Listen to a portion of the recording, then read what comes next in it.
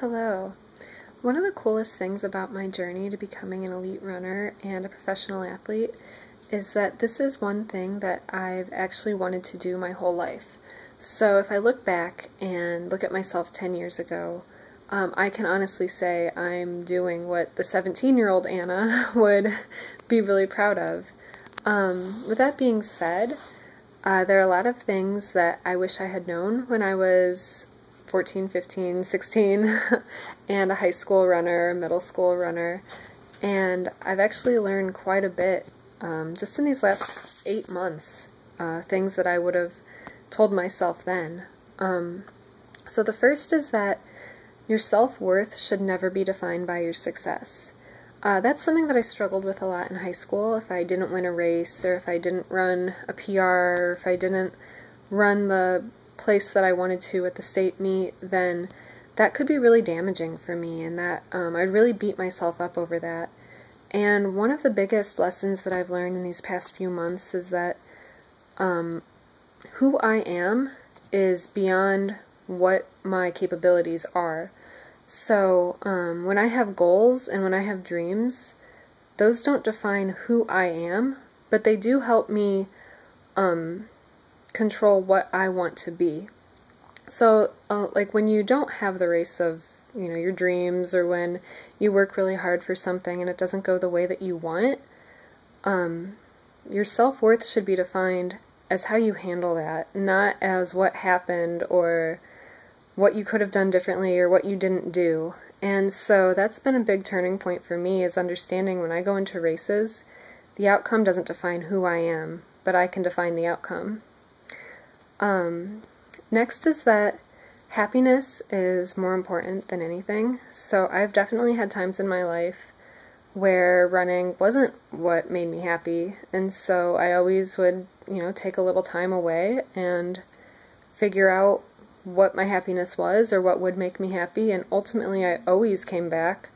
Or most recently, I had actually taken some time away from running so that I could pursue my PhD in analytical chemistry, and I just found ultimately that didn't make me happy, and being a full-time runner was what made me happy. And that's when I saw the most success in my running career, was when I chose happiness over choosing what I thought I should be doing, or what someone else's happiness may have been. And you'll find that everybody will have an idea of what makes them happy, and they may use that in the context of your life and try to tell you that that should make you happy too. So a lot of people have told me that having a PhD will make me happy, or publishing a certain paper, that will cause me happiness. But ultimately I learned that devoting my life to something that I won't be able to do forever, that's what made me ultimately happiest. And when I learned to embrace that and not allow others to define my happiness for me, that made a world of difference. Next is that your goals don't have to have an expiration date. So I always thought that in high school, if I was never a state champion, or in college if I was never an All-American, then kind of my running career was over. And once I graduated college, I thought, there has to be kind of a logical progression. You are really good in high school, and then you become really good in college, and then if you're really good in college, then you can be a professional runner. So once I graduated college and realized that I didn't achieve those goals, that my professional dreams were over, and especially being part of the Wazelle team, I've realized that's not the case. In running, it's not about chasing your goals, but really outlasting them. So I'll never be able to go back and be an All-American, but I've achieved more than some All-Americans can say that they have post-collegiately. So really, the longer that you can just keep working, the better success you'll have. And even if your expiration date on one goal comes up, then make another one, or find something bigger and better. You don't have to achieve what you want to achieve within a defined amount of time, and I wish I had known that when I was younger, and I would have put a lot less stress on myself about achieving certain things. Next is that I wish I had known that everything in life is hard, except that doing what you love makes the hard parts of life a lot easier. So for instance, going back to my PhD, I think getting a PhD in chemistry and training for the Olympic Trials Marathon are both equally hard. They both take a lot of long hours, they both take a lot of dedication, a lot of sacrifice, but I never saw my training as inherently hard. I saw getting out of bed every day to go into lab or to go to work as hard, but I never really saw, going out for my long run as hard because I love it so much. So finding something that you love makes your life a lot more fun and a lot easier, and that's something that I wish I had asked myself when I was younger, was whether or not, when I was struggling through certain aspects, whether or not I was struggling because I loved what I was doing, or if I was struggling because I didn't love it. And I think that would have been a good difference for me.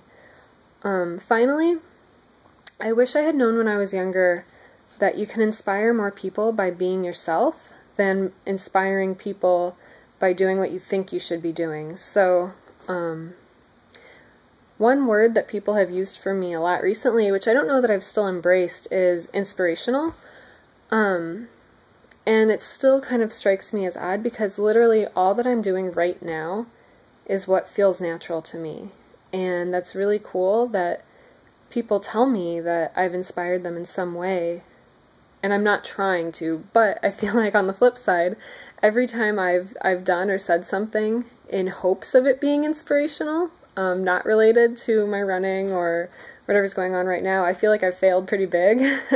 So I wish I had known when I was younger that just by being myself and just by being quirky and doing what I want and saying what I want and running and being who I am would help others a lot more than anything else I could have done.